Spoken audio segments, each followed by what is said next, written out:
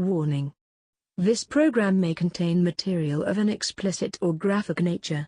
Viewer discretion is advised.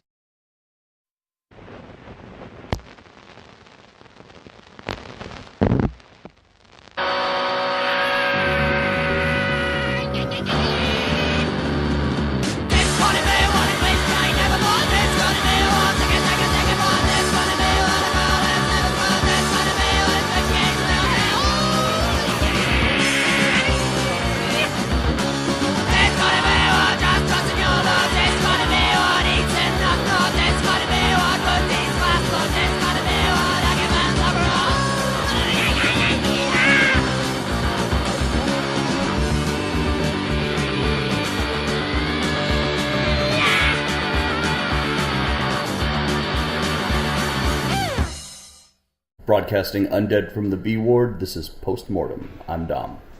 And I'm JD. And today we really are undead from the B ward. Yep. Top 5 zombies. Yeah. Back to the meat and potatoes kind of list. Right. Strong topic. Simple and effective. Simple and effective. I went obvious places, but I got a couple that are kind of off the wall. And a lot of honorable mentions. I went with some obscure stuff on mine. Sweet. Yeah. And then some not. Yeah. But...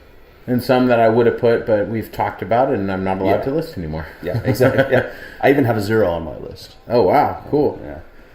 So, and if I fuck up this episode, I apologize.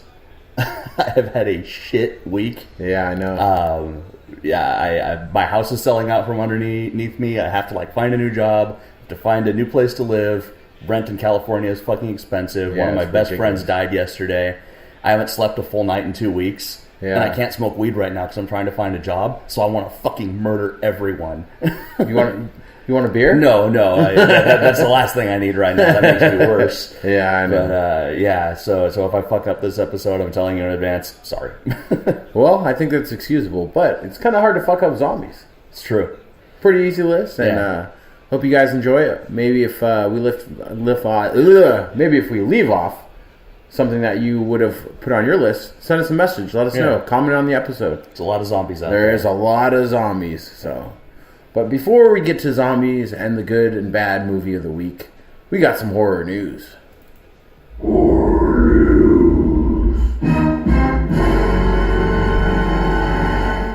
Got a little horror news dance there. Indeed. So, Sausage Party. You hear about that movie, Sausage Party? It's a horror movie? No, it's not. It's okay. That animation, yeah. The foods and stuff. Don't know if it's good or bad. I've heard mixed reviews. But Sausage Party co-director Conrad Vernon is set to direct a mainstream, big-budget remake of The Toxic Avenger.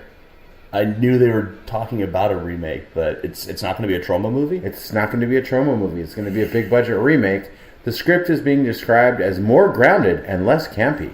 What? Made for a wider audience. What the fuck? Fuck that. Leave shit alone. Seriously. What the fuck? The Toxic Avenger has to be campy. Exactly. It's the fucking Toxic Avenger. The only somewhat redeeming factor is that Lloyd Kaufman and Michael Hers will be executive producers. I'm sure they're doing it for the paycheck. Yeah. You know? If it's going to be a big budget Hollywood movie and they can get attached to it and get some money to make their trauma movies, they're probably in it. There needs to be stupid humor, titties, and over-the-top violence. Yeah. That's Toxic Avenger. Excessive gore and vomiting. Yeah. If not, you get the Toxic fucking Crusaders. Yeah. And that was retarded. I like the Toxic Crusaders. Have you gone back and watched it recently? No, but I remember as a kid I had the toys and shit. I had the board game. I liked it as a kid too. Yeah. But don't go back and watch it now. It's like I went back and watched Alf recently. And Alf was fucking awful. Really? And I fucking loved Alf as a kid. Really? Yeah. And it just ruined a part of my psyche. Just barely didn't make my top 5 aliens. Yeah? Alf. The fuck? If you went on a rampage, that would be a great Alf episode. That could make our top 5 aliens. It could. Alf's Revenge. It'd be like, what's that fucking movie by Peter Jackson? Meet the Feebles. Yeah. Or if he actually ate a cat on screen, Alf just goes rogue. Yeah. Have you seen the video of him? I guess there was this episode of some fucking law show where there was a character that had Tourette's. And he had a Tourette's breakdown in the middle of his courtroom scene. And started and it was controversial because he was like shit, and then he dropped the N-bomb and it all ended up on TV. And if you look on YouTube, this is a real thing. This is a real thing that actually happened on a TV show, it's a real thing that actually happened on TV, but it was like written for a TV show, and it was super like Law and Order, one of those kind of things. but like in the 80s. And if you go on YouTube and look for Alf outtakes, there's an outtake of Alf doing that, like having a Tourette's breakdown. Wow! And it's the puppeteer who was working him underneath and did his voice. He's like sitting on a bed, like in his Alf pajamas, saying like, shit, and. Alf, fuck you, Alf. Racist ass Alf. That's all I gotta say about Toxic Avenger. Not looking forward to it. When they say it's made for a wider audience and less campy, I mean, come on. It's gonna be fucking stupid. Yeah. What if it is this ultra brutal, serious horror movie? That'd be...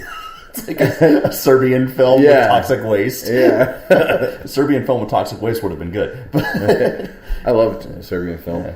So, what you got this week? Trailer's been released for an upcoming film entitled Shortwave, and it's excellent. The trailer features a 1.5-minute clip of a woman hearing strange sounds on a shortwave radio, then going into her basement to check on something, and all hell breaks loose.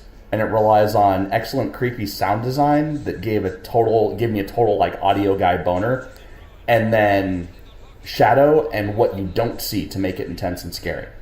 It's the director's feature film debut, and if the preview is as strong as the movie, this should be good. Bloody Disgusting caught a screening of it actually in advance and gave it 3.5 out of 5 skulls, saying that it had a strong emotional core, great visuals, great audio, but like veered into the stereotypical indie film territory. But still, that's a strong rating. Yeah. And the preview is fucking excellent. You can watch it on Bloody Disgusting. You can watch it on YouTube. Is it coming out soon, or? It's in the film festivals right now. Okay, so maybe a year. Yeah. To DVD or theater, whatever it goes to. Yeah, but check it out. It's called Shortwave, and the preview is awesome. And also, Racist Alfs is our rating system. Racist Alfs. Yeah. All right. Well, kind of going with what you just said, I just saw like a teaser and some information about a new body horror movie called Rupture. Rupture. That was my second piece of news. Oh, it is. Okay, let's just pile right back on. So, stars Nomi Rapace, yeah. Rapace from Girl with the Dragon Tattoo and Prometheus as a single mother finds herself held by mysterious captors. Yeah. My favorite actors in this movie. Peter Stormare? Well, Peter Stormare's in it too. Michael Chiklis? Yeah, Michael Chiklis is my favorite actor. Wow. And I didn't even see that he was in it. Yeah. I didn't hear about that. So she's a single mom, lives with her 12-year-old son Evan in a quiet suburban home, is terrified of spiders, but unbeknownst to both, their every move is being observed. While running her daily errands, her car breaks down and she is violently kidnapped by a group of strangers. About 24 hours later, in an anonymous laboratory, she is tied up and questioned about her medical history, including her great fear of spiders. Yep. Soon, her captors explain to her that her genetic abnormality can potentially allow her to rupture, leaving her true alien nature. And it has something to do with her fear of spiders. It does. She's going to become like a big insect. They're stealing my fucking... Remember I told you about my short story I'm writing? Yeah. God damn it. Yeah. Rupture also stars Peter Stormare, Carrie Beisch, Leslie Manville, and Ari Millen. And it was written by the dude who wrote Hard Candy, 30 Days of Night and Devil. Yeah. And directed by the guy who made Secretary. You ever see Secretary? Like The Secretary with Maggie Gyllenhaal? Yeah. That's good. Have you seen it? I hate that movie. You hate it? I hate that. I love it. I don't hate it because it's a bad movie. I hate it because my ex-wife was obsessed with it, and she was always like, "We need to try S&M. We need to try S&M." Then when we tried it, she would get mad at me. Yeah, that's fucking... Yeah. That's lame. Yeah, fuck that movie. But you know what? Fuck even more. 50 Shades of Grey. Yeah, exactly. At least Secretary's more... Secretary. Yeah, Secretary's better, yeah. Fuck 50 Shades of Grey. Also, Maggie Gyllenhaal kind of looks like Skeletor with a giant bush in that movie, to me. I think she's, like, oddly hot. Like, she's, like... I think Skeletor's kind of hot, so... Not oddly, though. No, in a way that totally makes sense. Yeah, she's, like, oddly hot. She has some nice rack, too, so... But, getting back onto the fucking path that we were on, you got anything else you want to say about fucking... Whatever the fuck that movie was called, Rupture. The little clip that they put online looks great. The color's great. The image is great. I love that she has this, like, vinyl thing stretched Yeah, over with her face. like a computer kind of thing in the back of her head or something. And it's like a dilapidated old hotel that's been rebuilt into a science lab. Yeah. And the way the angles are and the way the color and the light is, it really kind of reminds me of Kubrick. That's cool. Yeah, That's a strong recommendation. Yeah, I think if this is as good as that is, then we're going to get something of Cronenberg proportions here. There's a lot of new movies coming out that I really want to see. Mm-hmm. We had the fucking Wolf Hillbilly movie. I can't remember what it's called. We have the Greasy Strangler. Yeah. We have these Cold Skin. Movies. Cold Skin, yeah. There's a bunch of shit coming out. Yeah. 2017 might be a good year for horror. I'm sure hoping it is. Yeah, we've got the Leonardo DiCaprio, H.H. Holmes. movie. Yeah. I'm really excited about that. Yeah, me too. Oh, Bubba the Redneck Werewolf was what I was talking about. Yeah. And Wolf Cop 2, another Wolf Cop. Yeah. We got a bunch of shit coming out. So It just wrapped filming. Yeah, it is going to come out in September of 2017. And I will be seeing it in theaters if it does, because it looks amazing. It's going to be in theaters, no doubt. Yeah, because it looks like ultra high budget, and the thing I like about it is it's following true to the book. Yeah. So 2017 is going to be a strong year. Yeah, for sure. 2017 Mortys are going to be good. We're going to do, at the end of this year, December of this year, we're going to do the 2016 first annual post-mortem Mortys. The Morty Awards. And the Morty Awards are going to be when we pass them out to the people that are going to show up in my imaginary thing that's going to happen. Let's make They're going to be shaped like a red rocket. Paper bag puppets out of them. Or paper bag puppets of all the people that were nominated. Okay, then we can, at least we feel important that way. So we'll dress up in tuxedo t-shirts and pass things out to our imaginary friends. Yeah, that works. That sounds like fun. And then we can have the Golden Biff Award for the worst movie of the year. The Golden Biff. All right, well, you got nothing else for horror news in this week, right? Yeah, I'm short on that, yeah. Well, I have a follow-up to last week. Remember I was fucking irate about them getting their fucking dirty hands all over my Reanimator? Yeah, molesting your inner child. Touching my Reanimator in places I don't want them to touch it. Well, as a follow-up to the story, Bloody Disgusting interviewed writer, director, and blatant liar Sergey Levin. He said that his adaptation is a modern rendition of Herbert West's Reanimator by H.P. Lovecraft. They're going to stay closer to the original story in a modern setting. It's more grounded in science and much darker. He was also out there tooting his own horn, saying it's going to be a more thought-provoking than the first adaptation.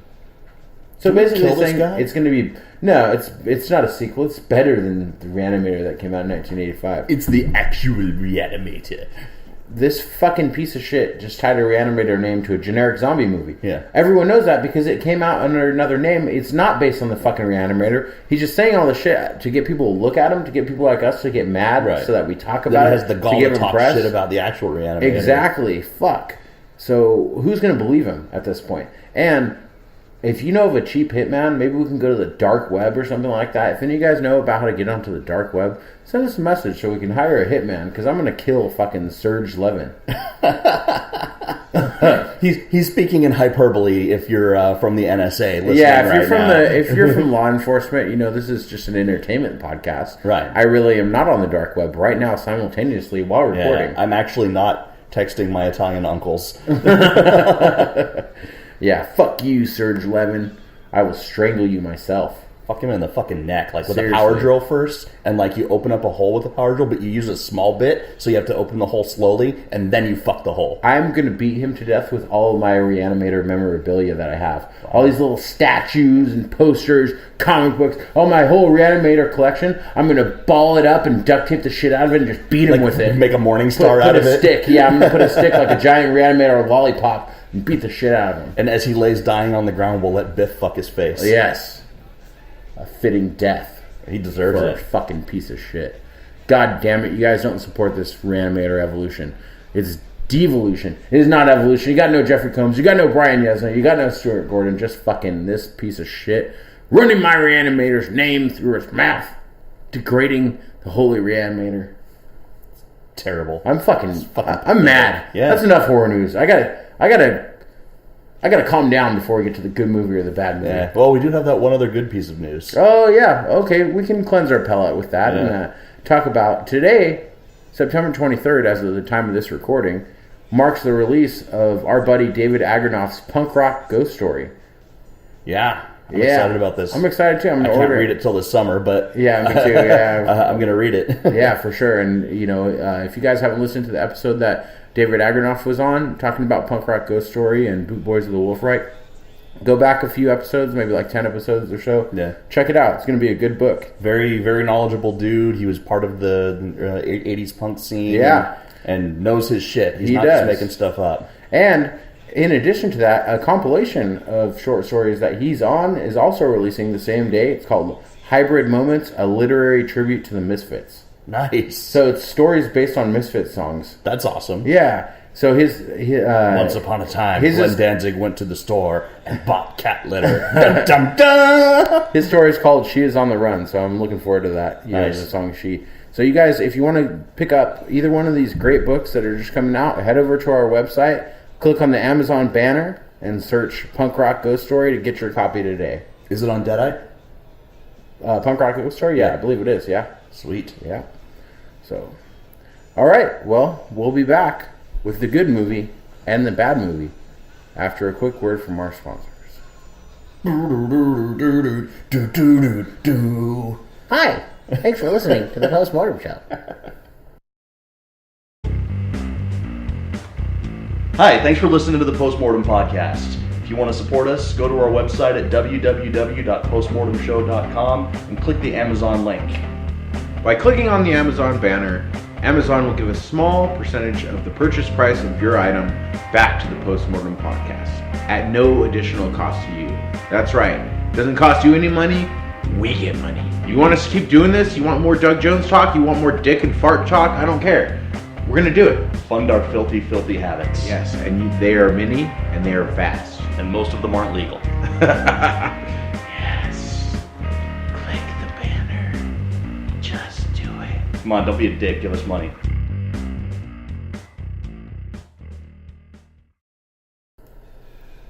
It's time for the good movie. And the bad movie. Before we get to our top 5 zombies, we got the weekly good movie And the bad movie. Actually, before we go on, I want to apologize about something last episode. The sound mix on it.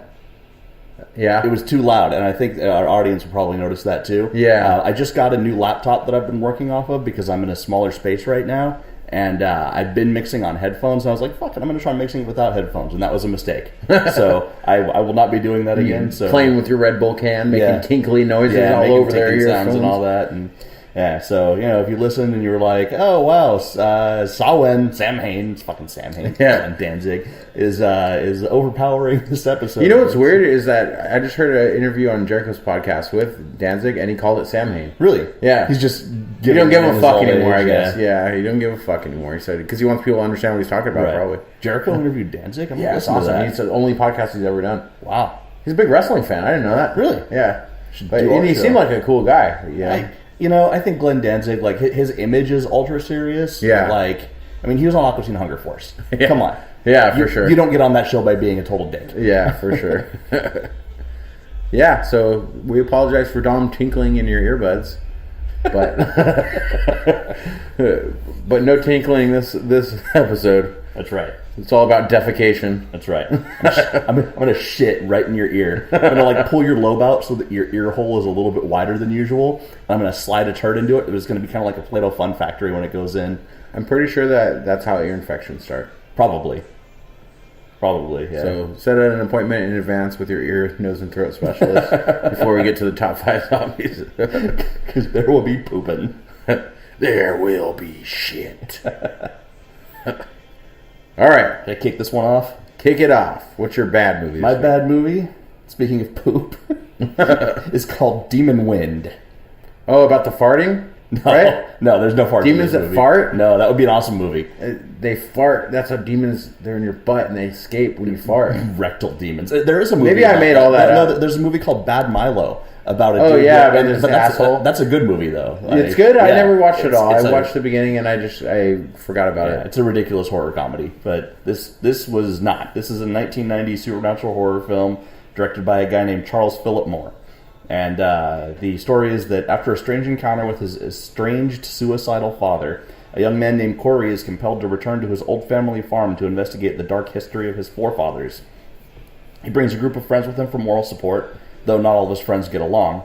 And once they get near the farm, a strange mist transports them to an alternate dimension populated by demons who possess the living and the dead, where they have to fight to survive while uncovering the satanic past of Corey's family. How do the demons look? Terrible. Oh. So this movie started strong. Seems like a good premise. Yeah, it's a good premise. It started strong with this like crazy religious iconography, like a blending of like Christianity and Satanism, like they were inverting Satanism to keep the demons out of the farm. And it really like it was intense. And there was this scene that with demonic possession and murder that like caught my attention, and I'm like, wow, this is going to be good. How did this slip under my radar? But then it just quickly devolved into a cheap, convoluted, directionless Evil Dead ripoff. How do you keep demons out of your farm? No demons in my farm. All these demons, it should be called Demon Farm. Baba Joe, I don't get these demons out of our farm. Demon riding the plow, demon throwing grain to the chickens. Demons are eating our corn again this year. Yeah, those are locusts and slugs. They're demons. I told you they're demons. They're making me beat you again. Demon Farm would be a good movie. This was not Demon Farm. What if you grew demons at the farm, like like chicken farm? Like they came out of the ground, like yeah. No, not out of the ground, but like you bred them. Oh, yeah. You had a pen full of demons. So you got to go out and throw the grain to the demons instead. Yeah, the slop. I gotta go slop the hellhounds. There were a few entertaining gems in this movie that popped up every now and again, but they weren't enough to save it from the fact that it was just a mess. I'm going to talk about the good stuff first, though, and what ruined it. The best thing about this entire movie is that there is a kung fu magician character who has one of the best entrances in cinematic history. He literally rides in from the desert, standing on the back of a convertible. He has a glorious mullet. He's dressed like a stage magician. And as soon as the car pulls up, he just throws down these crazy ass martial arts move because he can. Like someone like throws a can at him, and he like hacky sack kicks it into the air, and then jump spin kicks it, and like it hits someone in the face. And like he does like these weird punches, and then like he pulls some flowers out of his jacket like a magician would do. That's awesome. Yeah, and then he makes a dove appear out of nowhere to take a dump on his ex-girlfriend's new boyfriend. He just like pulls it out, and then. Problem is, they never do anything with him. He dies early on. He goes out like a bitch and not in a funny or iconic way. Oh, that sucks. He has the most awesome entrance, and he's kind of a douchebag, but like he doesn't even get a douchey death. He's just like, boom, now he's dead. He's kind of like the priest from Reanimator, to where I kick ass. I mean, from fucking Dead Alive. Yeah, God damn it. I kick ass for the Lord. He's all awesome, but then he just dies. Yeah. But then they do something with him. Yeah, they didn't do anything with this guy. Yeah. The black magic and ritual element is interestingly done, and it adds a visually striking element that piqued my curiosity, especially because I love occult stuff, and I wanted to see more of it. And that's one of the things that kept me watching, but they didn't do enough with it. Some of the special effects are okay. It was like the movie had two artists, and one knew what they were doing, and the other didn't. So when the makeup was good, it was good, and like there was like oozing stuff coming out of them and stuff like that. But then when it was bad, it was utter shit. Yeah, and it made the contrast very striking. Kind of like Spookies, how it's like two movies. Yeah, exactly. There were a couple funny gags in the movie, like there's a part where a cattle skull on top of a satanic altar comes to life and kills a girl with its tongue, and like it's just totally like Sam Raimi Evil Dead cheesy. Yeah, but. These moments were so few and far between and separated by so much nonsense that it was like too little too late when it happened. I don't know why, but I really want to watch this just because of that guy. Yeah, it's on YouTube. Yeah. And that's like in the first 15 minutes of the movie, so you don't have to suffer through the rest of it. Yeah. And also, really the main problem with this movie boils down to the fact that the creators had a handful of good ideas, but not enough to make a full-length movie. And so, like, it would be build up, fall flat, build up, fall flat. Like a shitty wrestling match. Yep. Where there's all this work. It's all moves and no psychology. Yeah, exactly. Now the just bad. Shit in this movie is totally random. The build and death of the Kung Fu magician was just one example. Another part, a girl randomly gets turned into a doll and then nothing becomes of it and it's never revisited again. The demons seem to possess people at random with no rhyme or reason. People appear and disappear from the movie, and like there's some characters that are just that show up and you're like, who the fuck are these people? And they're just more, like they ran out of victims, so they called up their friends, and they're like, hey, we need you for 10 minutes for our movie. And one of the key things about supernatural horror movies where the odds are greatly stacked against the humans is that you have to have rules for the supernatural creatures. You don't... Yeah, if they could just do whatever the fuck, then everyone just dies and that's it. Yeah, you don't have to lay the rules out in one go, but they have to be there. You know, the creatures can do what they want, when they want, with no controls on anything. There's no suspense. It's not a question of if the humans are going to lose, but when. And, you know, in Evil Dead, the Deadites could only fully possess someone who was dead or dying. In 13 Ghosts, they had the wards in the walls, which created safety zones. Even Freddy and Jason have limitations to what they can do. Yeah. But in this movie, it was completely non-existent. It was just like someone, you know, the demons could possess someone anytime they wanted to. So we're talking about these remakes and shit, you know. This is something like that we've talked about this before, is that they take this perfect movie or this really good movie and they remake it. Yeah. Why don't you remake a movie like this? Yeah. And make it good? It could be good. It has potential. Right. They could remake this fucker and it could be really great. Yeah. You know what I mean? Absolutely. If you got no fucking creativity, you can't come up with your own idea, why don't you remake a bad movie that had a promise? Yeah. You know, take something that was good in concept and shitty in the execution and execute it better. And that's the thing, like, a lot of this movie was just cheap and boring. Most of the deaths and possessions happened off camera and weren't impactful.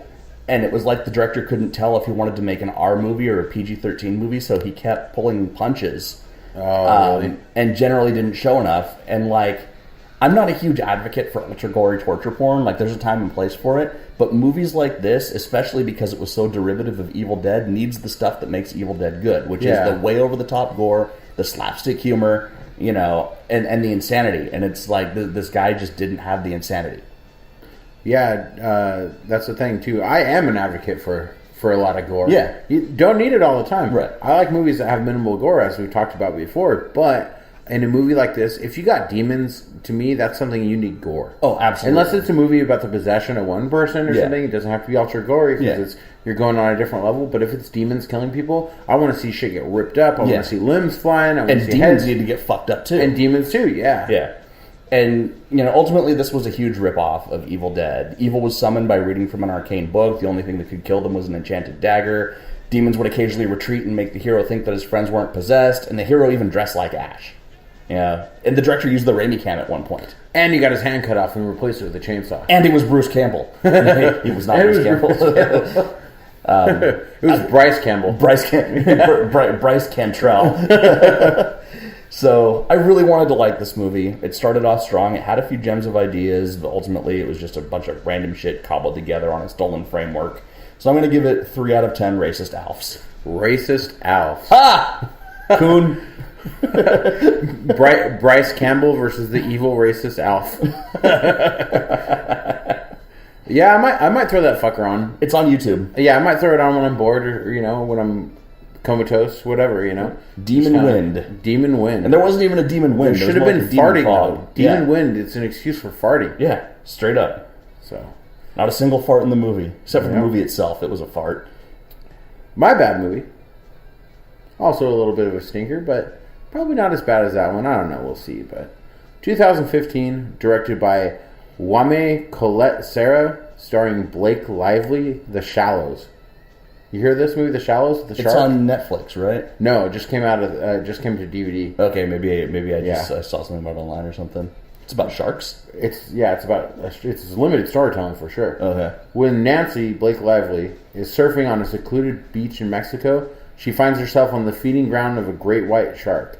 Though she is stranded only 200 yards from shore, survival proves to be the ultimate test of wills, requiring all of her ingenuity, resourcewulness, and fortitude. Oh, she's on a surfboard for the whole movie, right? She's on like a little island. She's on a buoy. She's on a surfboard. It's the tale of the girl and the shark, basically. Okay. So, extremely limited storytelling. I think I saw a preview for this somewhere. Maybe even in the theater. You probably saw the preview in the theater or on TV. I never would have watched this movie if I hadn't heard it was good. Mm-hmm. You know, I would not have even given it a chance or the time of day. Coming in at 6.7 on IMDb and 77% on Rotten Tomatoes, it was pretty highly reviewed for a modern day shark horror movie. Yeah, it's not a shark exorcism. It doesn't even have a tornado or an exorcism. Yeah, no 3-headed shark, just actual shark. You know, I hadn't seen a good shark movie since 3-cocked shark versus surfer bitch. I hadn't seen a good shark movie since Deep Blue Sea, which is not really a good movie, but it's funny. It's a great movie, but it's not a good movie. Yeah. And Jaws 1. Yeah? The later Jaws, the revenge, Jaws the Revenge. So fucking stupid, Yeah. you know? How does a shark get revenge? So, Why does a shark want revenge? yeah. This movie goes right to her getting to the beach with minimal character development or plot. We know her friend got too drunk to come, and that's about it. The location is beautiful. Some of the shots are awesome. Some of the cinematography and stuff of the beach and just her fucking surfing and stuff and like the waves and the land, everything. It looks beautiful. Do you know where it's set or where it was filmed? In Mexico. I don't know where though. So an excluded cover with lush cove with lush greenery and clear waters. Some of the cinematography when she was surfing at the beginning is pretty cool. Some slow down shots from beneath the water, but it's nothing we haven't seen before. Right. You know, And Endless Summer kind of Endless stuff. Summer 2 is way better, and maybe even Johnny Utah in Point Break. Give me 2, Utah. Give me 2.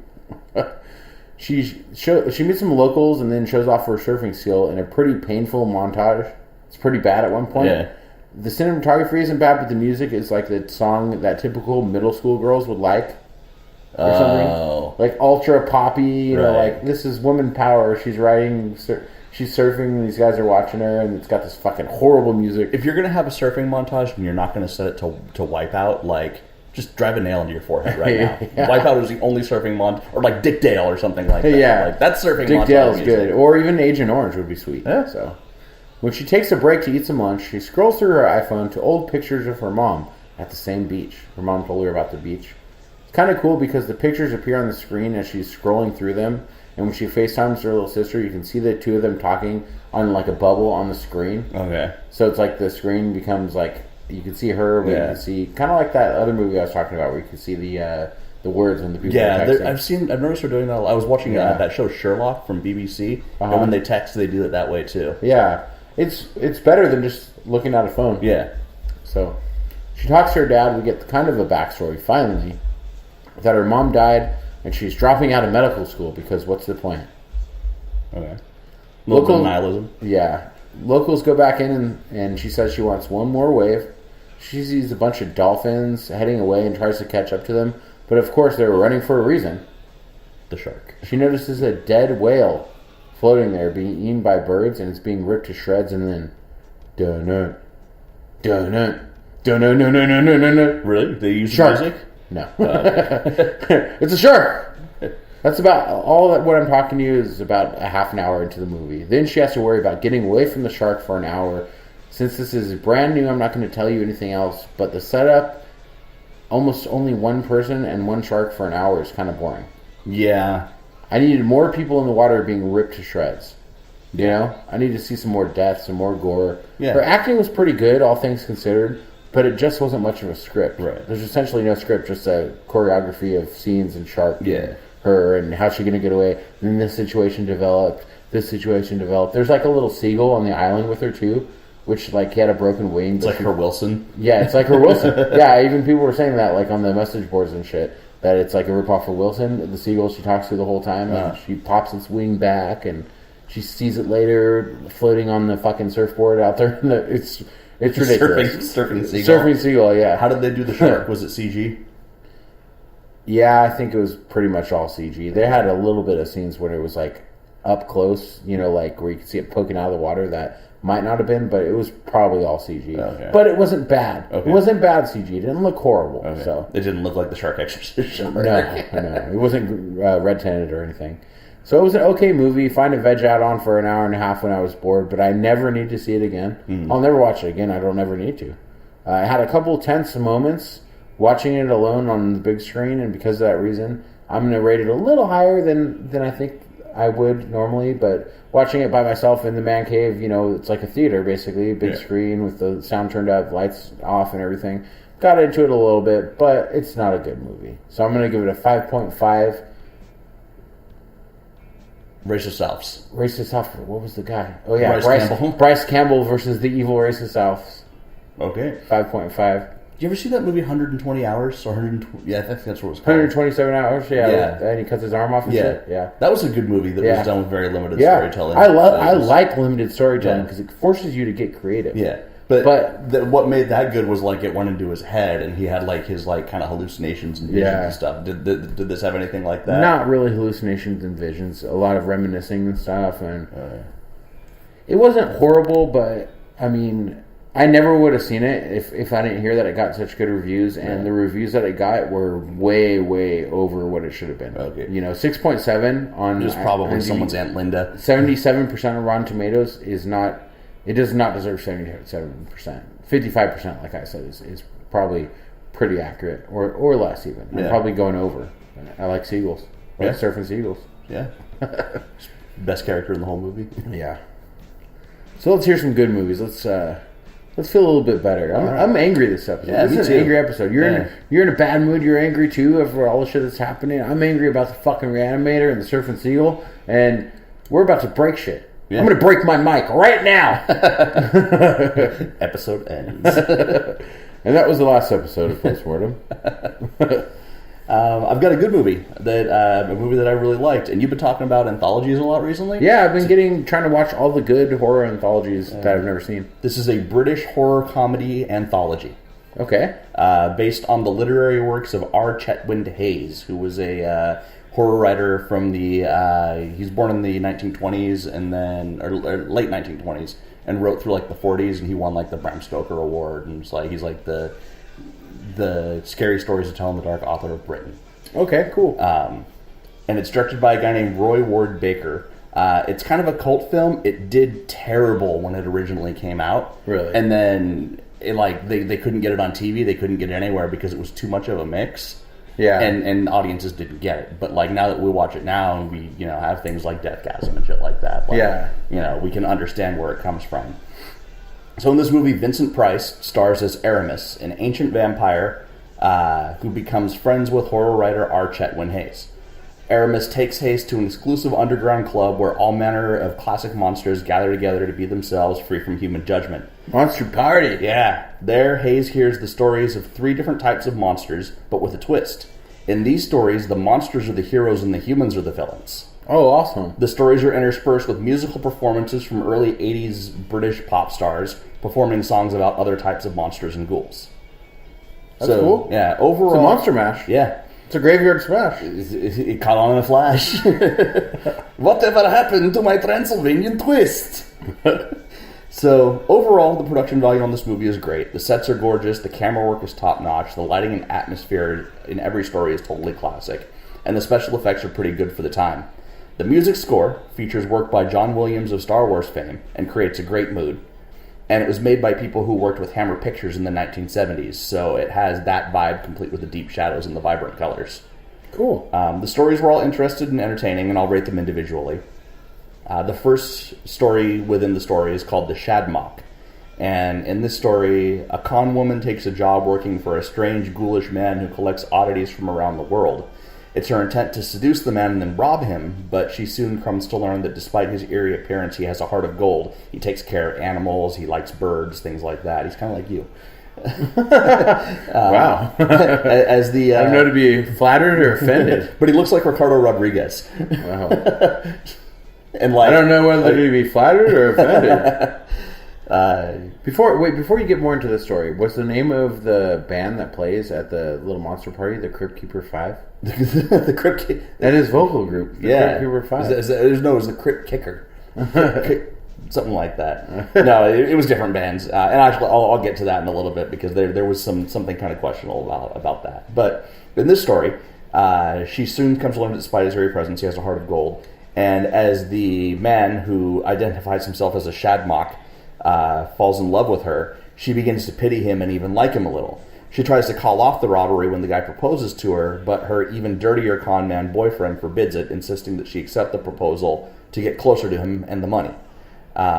So he has this big party, and he invites all of his weird monster relatives who show up, and it's like a masquerade party, so you can tell that like he's a wolf man, but he's wearing a mask, so like it's hidden.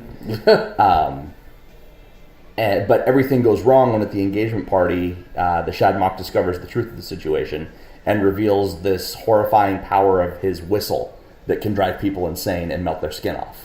Does it look cool? It does. It actually looks... You don't see the melting, but you see the aftermath. And cool. It looks good. Awesome. I'm giving this one a 7 out of 10. It had a good atmosphere, good special effects, and kind of a tragic story. The second story was my favorite. It's called The Vampires. And the story is told from the perspective of a vampire film producer, and Vincent Price has a line, "Aren't they all vampires?" Who is unveiling his newest film to the monster community. And in his film, a timid, bullied young boy learns that his dad is a vampire, and he has to contend with an obsessed vampire hunter played by Donald Pleasance, who's posing as a local clergyman. When the hunter and his henchmen break into the vampire family's house, the hunter gets turned into a vampire, and then like Benny Hill level comedic hell breaks loose. Really? Yeah. They're running around and shit? Yeah. That's awesome. Donald Pleasance is fucking amazing in this. I've never seen him do comedy before. Yeah, me neither. He's always super serious Dr. Loomis and shit. I'm giving this one an 8 out of 10. Awesome. Very funny, great performances by Pleasance, and a lot of good sight gags and slapstick. Like a lot of details, like, you know, I don't want to spoil too much if you're going to watch it, and I think you really should watch it. But yeah, like, I'm sure I'll there's like good details with like the staking going through the body and things like that. It just, you know, good jokes attached to it. The third story was called The Ghouls, and this one was my least favorite. A movie director scouting locations for his next horror film pays a visit to a decrepit village inhabited by a society of corpse-eating ghouls who unearth graves for food and clothes. The director and a half-human, half-ghoul girl must hide inside of a church and plan their escape from the town. They ultimately get out, only to learn that the ghoul infestation has spread beyond the town. I'm giving this one a 4 out of 10 because it was a little bit more generic and less thought out than the others. Didn't really have any big twists to it. Not funny. Yeah, it wasn't funny. And other than the fact that the director was kind of a dick to everyone, it didn't really fit the humans are more monstrous than monsters theme of the movie. Yeah. The town was creepy and it looked good. I'll give it that. But the rest of it was kind of just flat and like, oh, we need to fit another 10 minutes worth of film into this, so let's do it. So I'm going to give that one 4 out of 10. And then there's The Monster Club, which is the story that frames all of the other stories. This is exactly like Chillerama kind of. Yeah. Like the drive-in was the frame and all the rest of the stories and stuff. I like that kind of shit. Yeah. Yeah. And for this one, it's The Club. And Vincent Price, obviously being Vincent Price, fucking kills it as a vampire. But the thing that's awesome about him isn't just that he's a spooky vampire, it's that he's like a vampire with a heart of gold. Yeah. He's like a nice guy vampire. Yeah. And he delivers an awesome monologue at the end about how humans are the real monsters. The whole thing has an almost Dr. Seuss feel to some of it, especially when Aramis describes the lineage of the monsters, because they've all got like weird, funny names of like when you mix there's vampires, there's werewolves, and there's ghouls. And if you mix a vampire and a werewolf, you get a shadmock, and you mix a human and a ghoul, you get a hume-goo, and things like that. It's kind of just funny and very kiddie, but humorous. Some of the costuming in the Monster Club is cheap and silly, but the way that it's framed up makes it look like a perpetual Halloween party, so I'll give it that a pass. Yeah. And the club itself looks awesome. The tables are coffins with glass tops and neon lights and skulls inside, and that's fucking rad. And then there's also... I want one. Yeah, me too. And there's a sequence where a girl does a strip tease, but just as she takes her top off, she becomes this silhouetted animation, and the animation proceeds to take its skin off, so it's a dancing skeleton. That's cool. Yeah, it strips down to her bones. It's really cool. Where the frame up falls flat is the musical performances. You know, they could have got bands like The Damned that were like British horror punk bands and stuff, but they didn't get actual horror rock acts. Instead, they got non-horror acts like UB40 trying to do horror songs. Red Wine? Yeah, and you could tell that it just wasn't their medium, and all of those performances felt forced. That was like the weakest point of the movie was those things. Oh, that sucks. Yeah. So on the whole, even in spite of some of its flaws, it was a fun and entertaining movie with a few laugh-out-loud jokes. It's definitely more kid-friendly, but it's also a great throwback to the more gothic-style horror movies of the 60s and 70s, and it's the kind of movie that you would want to put on at a Halloween party. So with all of my scores, it averaged to 6.25, but I'm going to bump up the overall experience to 7.7 out of 10 Bruce Campbell's versus Racist Alfs, since the movie was more entertaining altogether than the sum of its parts. That sounds like a horrible soup. Yep. So what is it called again? It's called The Monster Club. Monster Club. And it's on YouTube. Yeah, I need to check that shit out. I really do want to see it. So I got a really good movie this week. Sweet. One I had been highly reviewed. I was looking forward to it. I saw it, and it delivered. So, 2016 South Korean zombie movie. Written and directed by Sang Ho-yoon in his debut film. Okay. The Korean name is Busan Hang, a.k.a. Train to Busan. Okay. So Train to Busan is the name that you guys want to look up. Oh yeah, I've read about this movie. Yeah. It's fucking awesome. So Train to Busan is a zombie horror thriller that follows a group of terrified passengers fighting their way through a countrywide viral outbreak while trapped on a suspicion-filled, blood-drenched bullet train ride to Busan, a southern resort city that has managed to hold off the zombie hordes, or so everyone hopes. Okay. So they're going to this place, Busan, from, I think, Seoul, which is like the big area, and they're hoping that, because they can't reach anyone there, you know, so they don't even know. In the cold open, a guy hits a deer with his car. After he drives away, the deer gets up after obviously being dead and has the fucking Evil Dead 2 deer eyes. The same eyes like the Evil Dead 2 deer. Zombie animals, you don't always see that in movies. Yeah. The main character is a dude named Seok Woo. You guys have to excuse my pronunciation of some of these Korean names. He has a strained relationship with his daughter Soo-Ann. He is always working, so he doesn't get enough time with her. He buys her a Wii for her birthday when she has already had one for a year. Like, he gives it to her and she's happy, and she looks, and it just shows her a look to her dresser where the Wii is, and then it even has the box of the Wii still, like she kept the box, just so you can totally understand what's going on. Right. Like I said, that kind of shows how much attention he pays, you know? When he asks what she wants, instead she says she wants to go back to her mom in Busan. Oh. You know, because he wants to get her a new gift, but she says, no, I just want to go back to mommy. Marriage is separated. Okay. She's been living with him, though. The mom ran out on him, basically, because she was tired of his shit. They board the bullet train, and things do not go as planned when a woman who has been bitten by something boards the train. Soo-Ann is a sweet and kind little girl, but her dad keeps telling her they should only watch out for themselves. There's several instances in this movie where the dad's saying, like, you know, you're very nice what you're doing for that person, but in a situation like this, we can only watch out for each other. Don't worry about these people. So he's a Republican. Essentially, yes. And he's like a stockbroker guy or something, too. Totally Republican. Yeah. Korean Republican. Korean. Republican. Republican. So, yeah. But she still goes against him, and nice catch. Yeah. Didn't want to drop the iPad. She goes against him and still keeps doing good deeds, you know, letting a little lady sit in her seat, that kind of thing, you know. She's a very sweet kid. So nice. The acting is really good in this movie, especially the main characters. The little girl kills it. It's extremely well directed for a first time effort too. I was really, you know, I'm so glad I got a subtitle version instead of the dub too, because the acting is strong in this movie. Nice. So it had a nice big budget too, and some practical effects with some CGI, but the practical effects are all the zombie related stuff. Okay. The CG is only like, do you ever see that movie World War Z? Where like the zombies like pile and form tidal waves. It's kind of there's a little bit of that to where the zombies are relentless and they're hanging on each other, climbing on each other and stuff. And that is where they use a little bit of computer enhancement. Okay. But the actual zombies, it's cool because they have like black veins like traveling through from their bite. Every zombie looks a little different because, like, say you're bitten in your arm, well, the blackness starts more in your arm and spreads throughout you to the rest of your body, or if it's in your face, you know. So like everyone, and the zombies have these really jerky, like seizure type movements when they move around. They're just like, and when someone dies and becomes a zombie, they instantly like stand up and like crack their back all crazy and like arch and like go, you know, like, that's cool. Really, they translated the selling of being hurt or bitten to dying to becoming a zombie. The instant you become a zombie, it's so obvious that this person is dead and this is fucked up and now they're a zombie. Instead of just someone just slowly getting up and now you're a zombie, there's a physical transformation that occurs of just like the joints and shit, like the rigor mortis kind of sets in and then move cracking and shit. Yeah, nice. So I really like that. Zombies are savage and rabid. They don't care about anything, and they cannot see in the dark. If it's dark, they just kind of freeze up. So that's one thing about them. That are they running zombies then?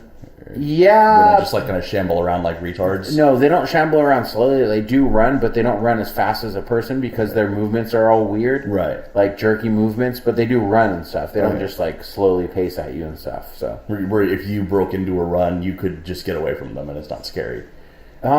They could still maybe catch up. Okay. It's just a weird, like a hobbling. Like a hobbling run. So it's like they might be, if you're hurt or something, they'll catch up to you, trip or something like that.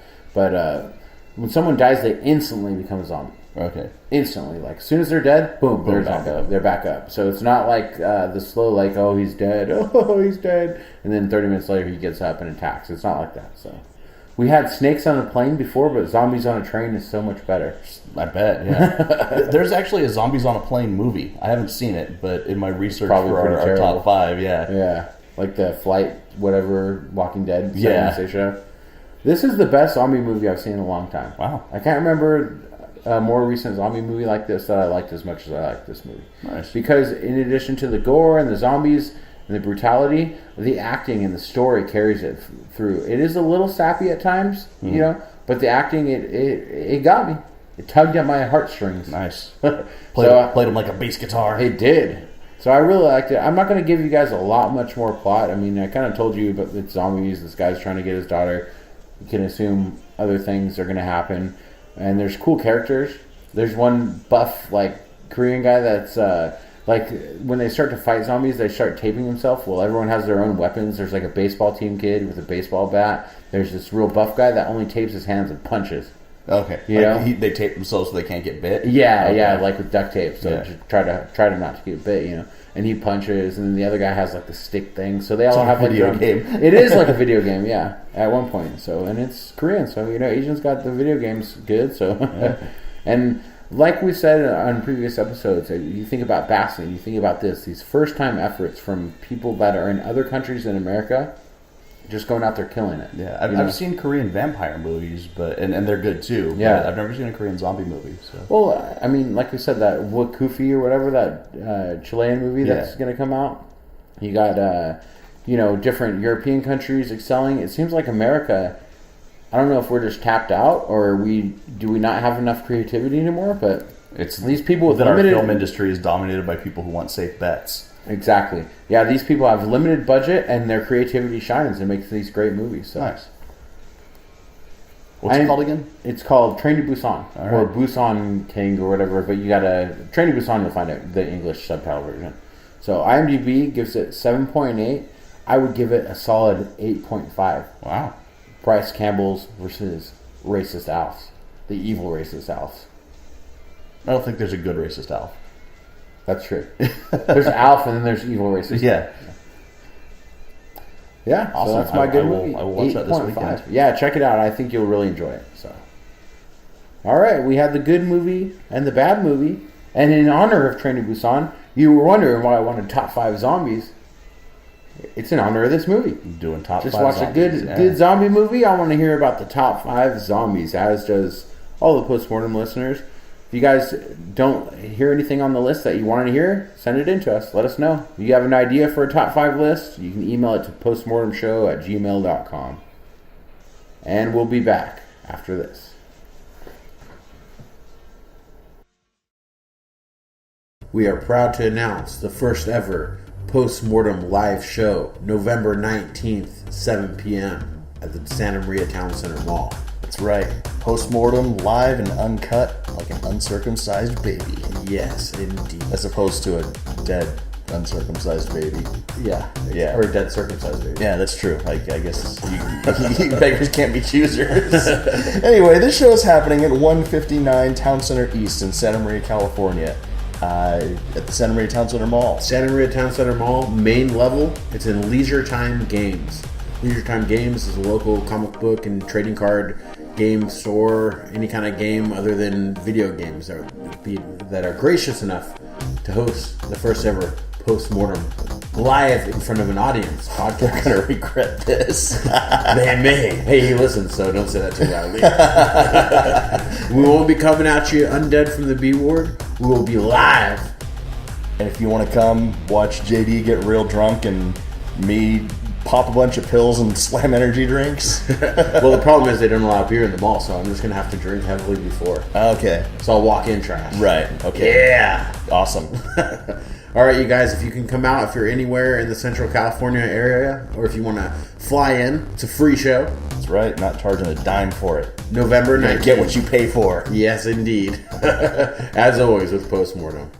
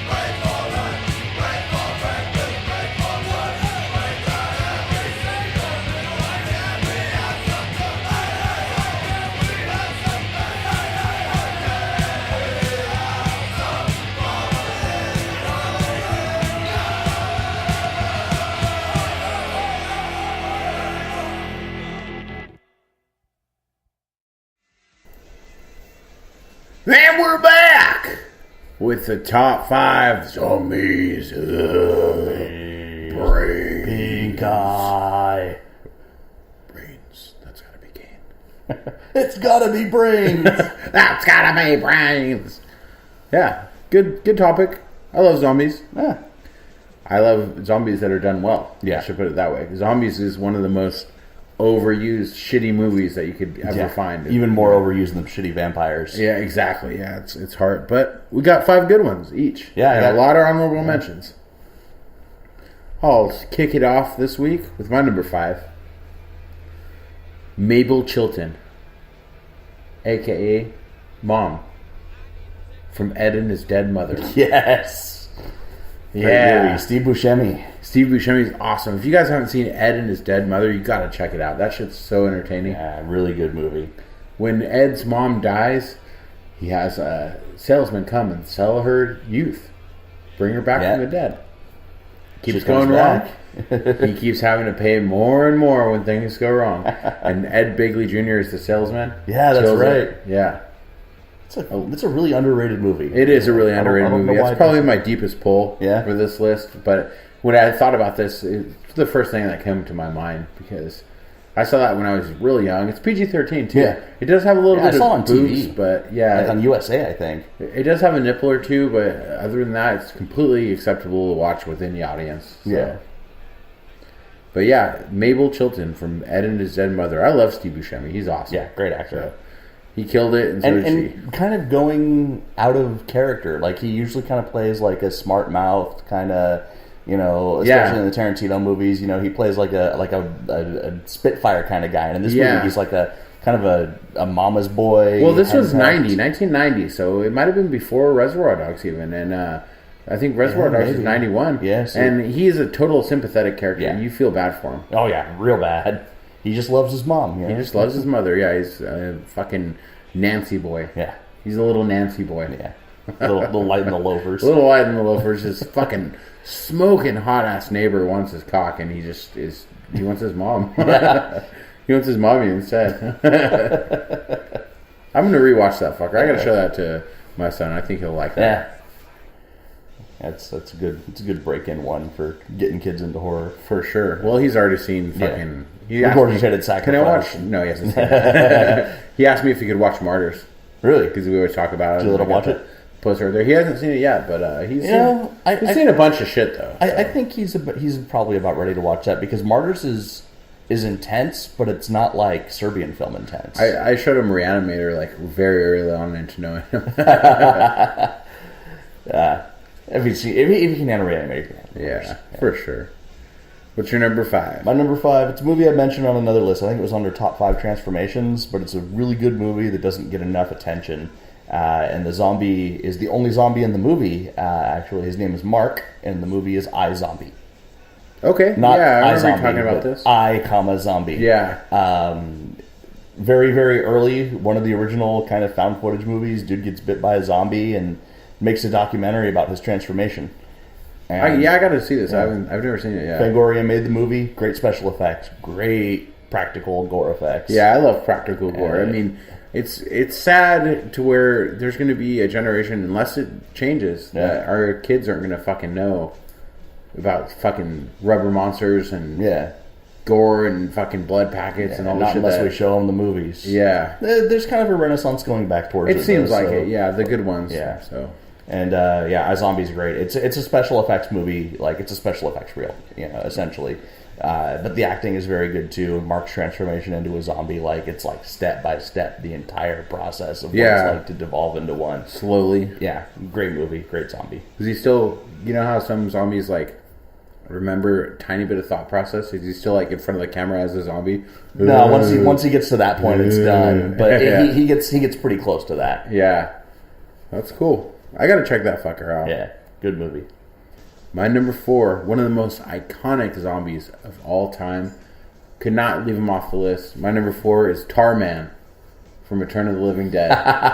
Yeah. Great. That's a great zombie. It's a great zombie. He's fucking disgusting. Yeah. He's got a great character. His voice and stuff, he's still got like a human voice. He's kind of cartoony, but like the whole movie is kind of cartoony. It is. It's Send more cops. I love Return of the Living Dead. It's one of my favorites. We watched it a couple weeks ago, and Trash is on my honorable mentions.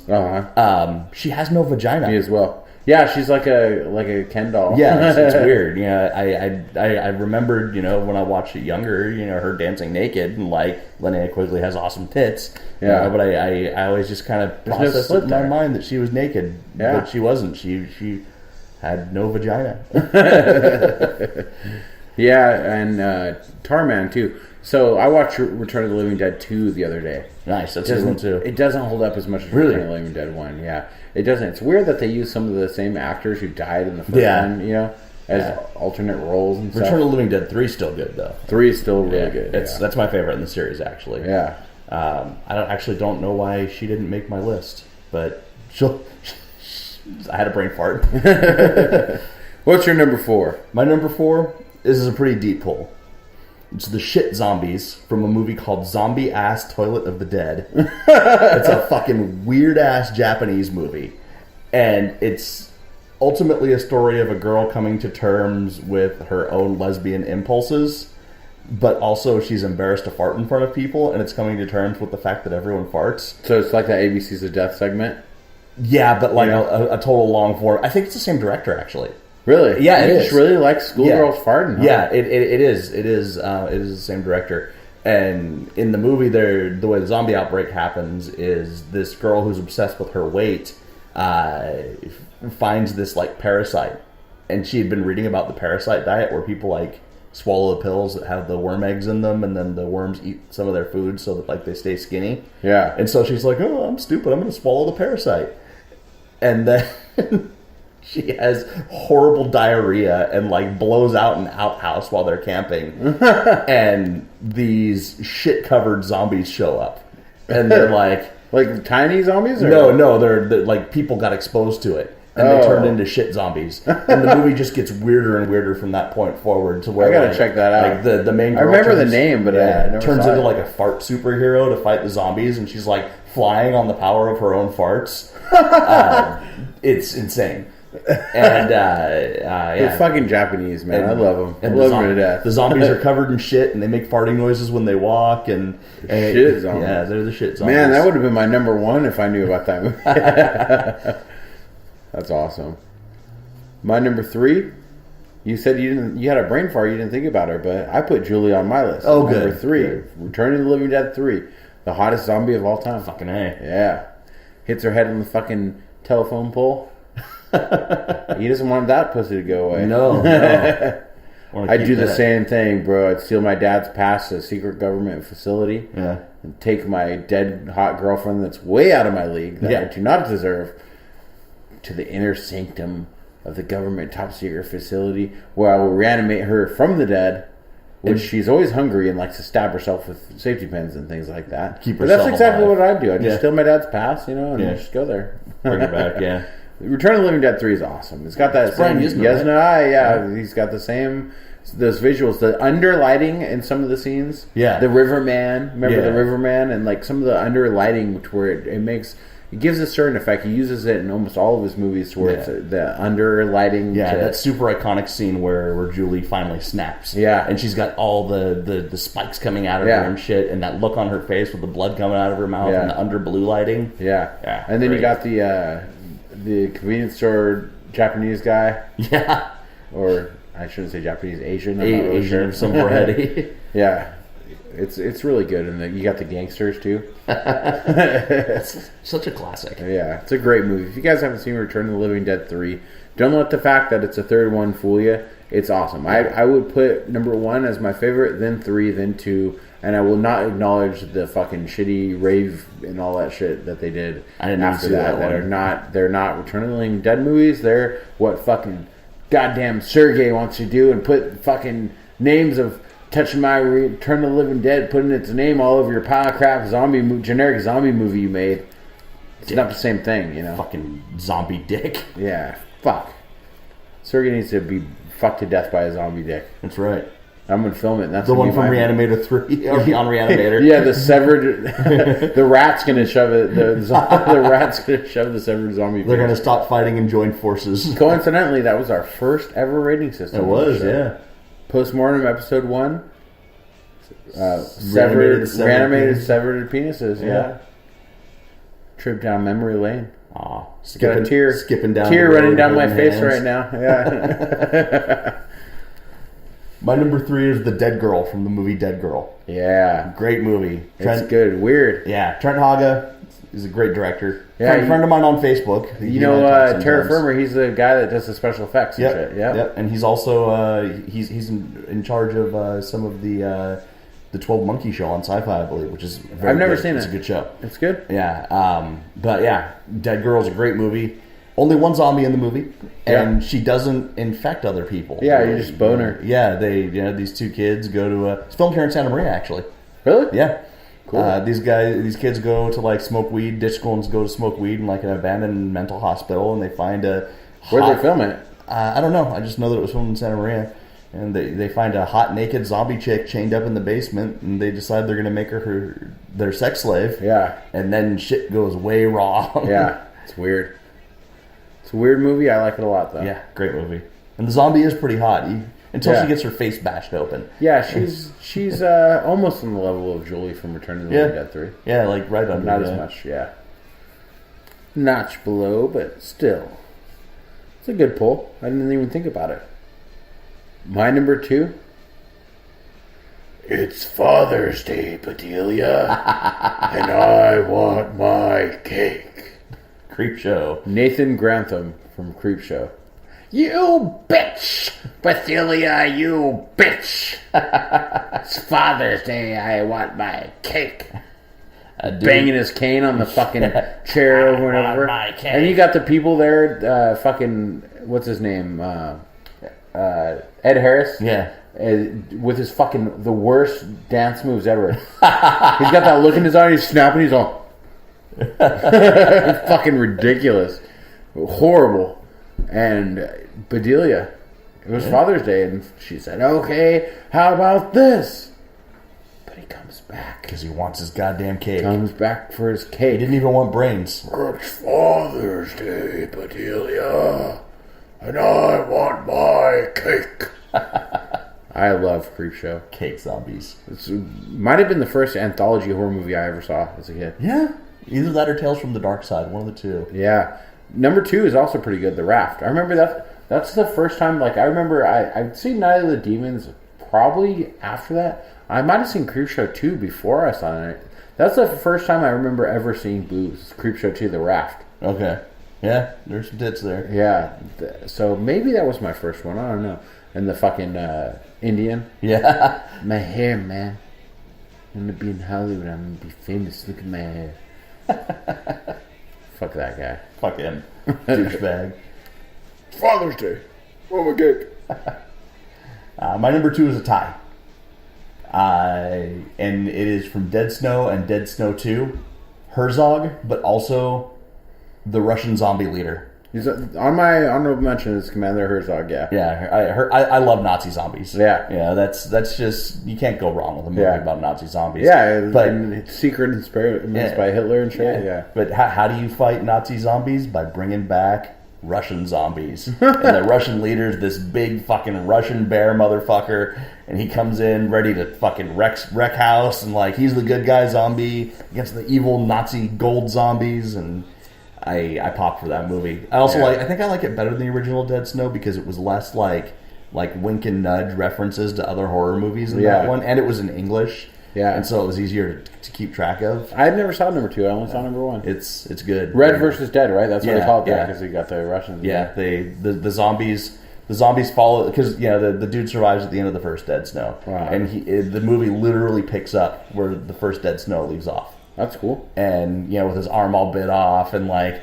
there's this part where like it's right in the beginning. He's got his arm off. He's trying to like start the thing, and one of the Nazi zombies breaks through the glass of the window and is trying to pull him out of the car. And while he's starting the car, they bump the radio, and that "Ooh, you touch my tra-la-la" song comes on, and they both kind of stop. And he turns off the radio, and then they go back to fighting. That's awesome. Yeah, it's a good movie. A lot more humor, a lot more splatter, and a fight between Russian zombies and Nazi zombies. Yeah, it's good. It's always good. Yeah. Kill little fucking Nazis. Anytime Nazis are dying in cinema, I'm always happy. Yeah. Or in real life. Yeah. Anytime in general. Yep. That brings me to my number 1. My number 1, I could not... It might be your number 0. I'm not sure what you have for your number 0, but I could not leave it off my list. The Graveyard Zombie, a.k.a. the first zombie from Night of the Living Dead, played by Bill Hinsman. Oh, wow. That's actually not on my list. Yeah. That's, for me, the number 1 zombie of all time. Wow. Not my 0, but that's a good pull. Yeah. Yeah. The first zombie you see with his tie. Yeah. They're coming to get you, Barbara. Stop it. You're an asshole. No, she didn't say that. She's like, stop it, you're a jerk. But... For some reason, finally comes to get him. My brain always transposes David Bowie's face onto that zombie, and I don't know why. You need to get looked at. Yeah, doesn't look at all like each other. No, it doesn't look like him at all. But my brain processes him as David Bowie, and I don't know why. He's the original zombie. Yeah, the first one you ever saw in a movie. There was like 1930s zombie movie, but it's not the same. Yeah, it was like black people. It's just black people. The iconic, that was the more voodoo zombie. The first iconic of what we know as zombies in movies today, Night of the Living Dead, still one of my favorite movies of all time. Still holds up today. Yep, great movie. And that's the first zombie you see, and that image of him shambling, that's what everyone has ingrained in their brain, is that his movements... He set the tone. He set the bar for zombies. Great physical actor, too. Yeah. Great actor. Great first zombie. Yeah. So, awesome. That's my number 1. I could not put anything higher than Bill Hinsman as the Graveyard Zombie in the first zombie in Night of the Living Dead. Nice. I don't know if I guess my number 1 isn't better than that, but I didn't even think of that. It didn't even cross my mind. But my number 1 is Maggot from The Dead Hate the Living. Yeah. It's a good one. Totally iconic zombie. Dead Hate the Living, man. That's so underrated. It's so hard to track down. It's Full Moon's best movie. I got it on VHS, and that's it. Yeah. I think I have a digital copy of it. I'll have to check on that. If you do, I'd be really interested in borrowing it. I know I watched it recently, and it still held up pretty well. I mean, the acting's pretty shitty, but like all of the zombies look good, and Maggot is the gore's good, and you got the two friends. Yeah, I'm just a sucker for the two buddies, like Soul Keeper, like that, like everything else. The two buddies that are funny. There's some comedy in there, you know. Yeah, they're still joking to the very end. They can fool the zombies by painting themselves up like zombies and shambling past them. Yeah, doing their makeup. Maggot's one of those ultra super buff big zombies. He's got the blue skin, and then he's got the weird ripped open face. Yeah, everything from like his nose to his lower lip has been ripped off. That's a good pull, though. That is a good pull. I didn't even think about Dead Hate the Living, but he'd be on my list. He's right on the cover, and like you saw that, and you're like, I need to see this movie. Yeah, that, and then you have the real tall guy who passed away that was in. Tiny. Yeah, he was in there too. I think that was his first movie, actually. Yeah, he was a good zombie in there. And then the doctor who summons the zombies looks like Rob Zombie. Yeah, exactly. And there's you ever see that making of? Yeah. Thing? And he's just like, he looks like a college boy or something. Yeah. He does not look like Rob Zombie. Yeah, It's he fake. looks like a total normal guy. But then in the interview, I saw this on YouTube very recently, actually. I was looking up stuff for that. And he talks about, like, when they took a break from while they were filming and, like, they went to a restaurant to go get dinner and he still had all the stuff on because they were going to come back to film. Yeah. And people treated him differently because he looked all scummy. Yeah. It's interesting to experience something like that. Definitely, yeah. Immerse himself in the character. Yeah. That's a good pull. Yeah, I really want to watch that again. I'll watch my shitty, grainy VHS tape. My VHS tape of that movie is so bad. Worn out or copied? Worn out. It's copied on a movie that has two other movies. You know, you can do EP. Yeah. So it's both. It's both worn out. And I used to rent movies from Hollywood Video back in the day and dub them, or from Blockbuster even before that. Yeah. Dubbed 3 to a tape. I was so poor that in order to rent more movies or whatever, as I was a kid, my mom was really poor. I was just living with my mom. She would buy me these tapes from the 99-cent store, and I'd have to dub over other movies too. So some of my tapes that I still have, like multi-dubs, are 3 movies on one tape, and some of them are dubbed over another one before that. So the quality is horrible. Yeah. But I watch those fuckers all the time. And they're dollar store tapes, so they're not great to begin with. We would not be doing the show here today if it wasn't for those dollar store tapes. Mm-hmm. You know? And that's one of them. I have a 0.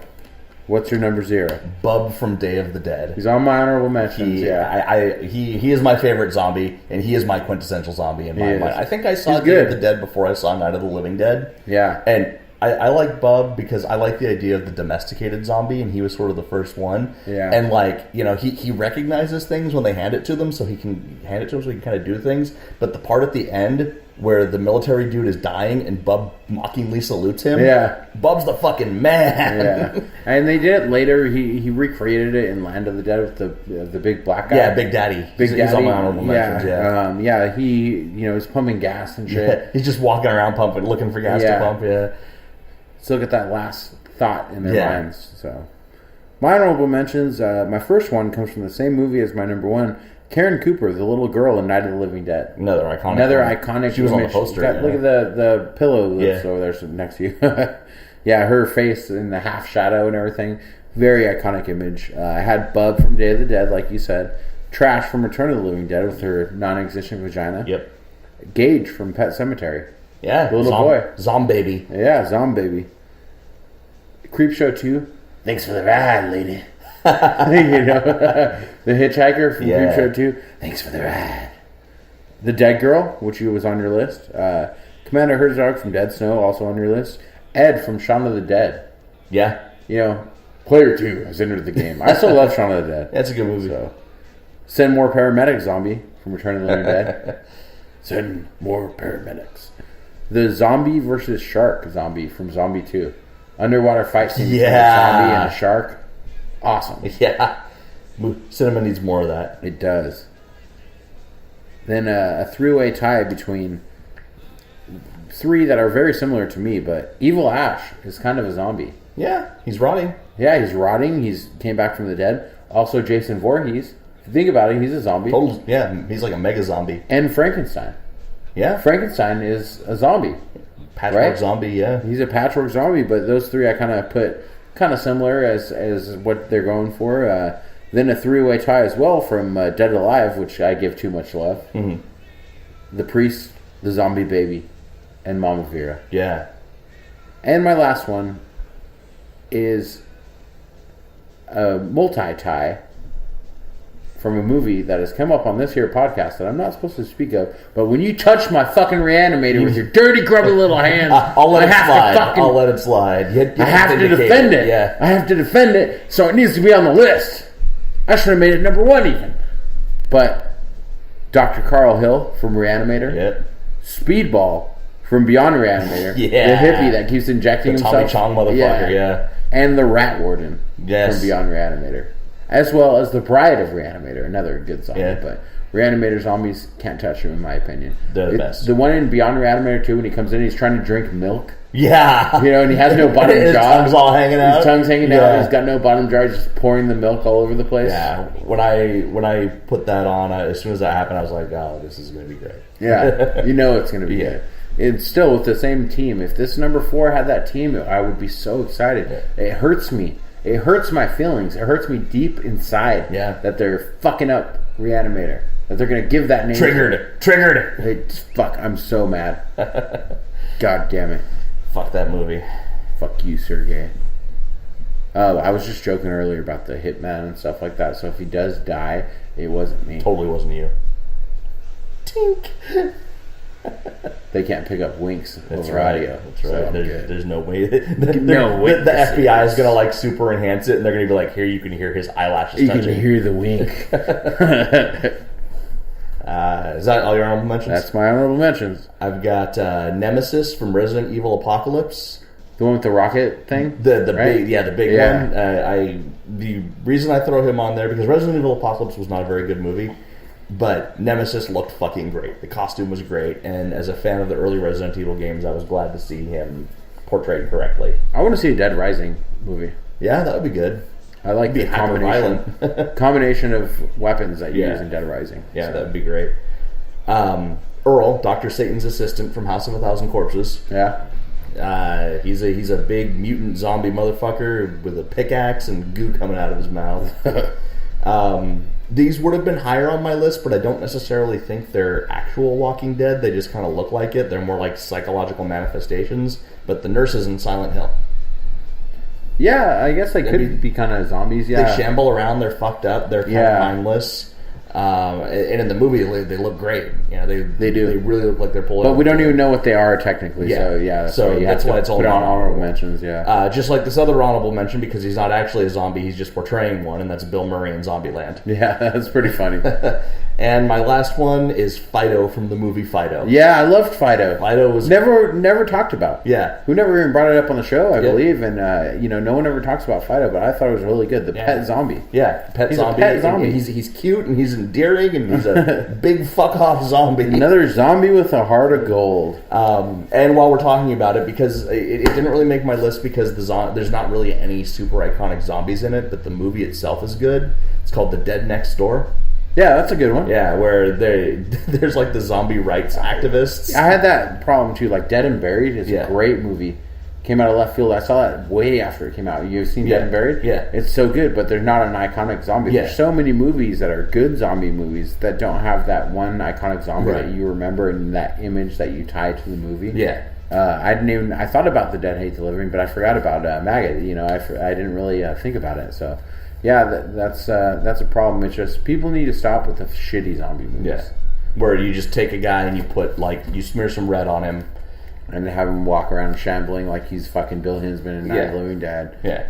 And it needs to go away. Yeah. Give us back zombies. And Walking Dead is good. It is good. But I feel like it's hurt the genre more than it's helped it. Right. It's created so many more clones. The fucking Z Nation and shit. It's a distillation. Yeah.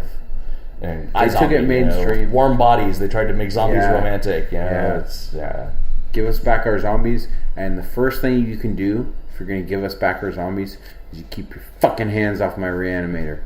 That's right. Throw in the towel. Movie's not out yet. There's still time to turn back. Save your life and maybe the lives of your family. Only you can prevent forest fires. Only you can prevent dumpster fires. Only you can prevent dumpster fires, Sergey, you fucking jackass. Yep. I'm coming for you. Dickhole. Coming for you, Hulk Hogan. Racist Alf is coming for you, Hulk Hogan. Racist Alf is coming for your ass, Sergey. Well, that's all we got this episode. Next time we're doing, I don't know which one we're doing first, but we got two on tap ready to go. We got top 5 horror animals, which is a deep list. Yeah. We got top 5 haunted houses. I'm looking forward to that one. That's going to be a good one too. Yeah. So we'll see. And we got a guest coming up, hopefully. Yeah. Track record has not been that good when we tease it, but we have a guest. A guest that's local. Yeah, so he can come easily. We can go find him if he doesn't. That's right. Bring him on. Hit him with things. Make him do the post-mortem show. So, as H.P. Lovecraft once said when he heard that there was a shitty 4th Reanimator movie coming out, he's rolling over in his grave. He's doing fucking pirouettes in his grave right now. If it smells like fish, throw the fucker back. Fuck you, Sergey.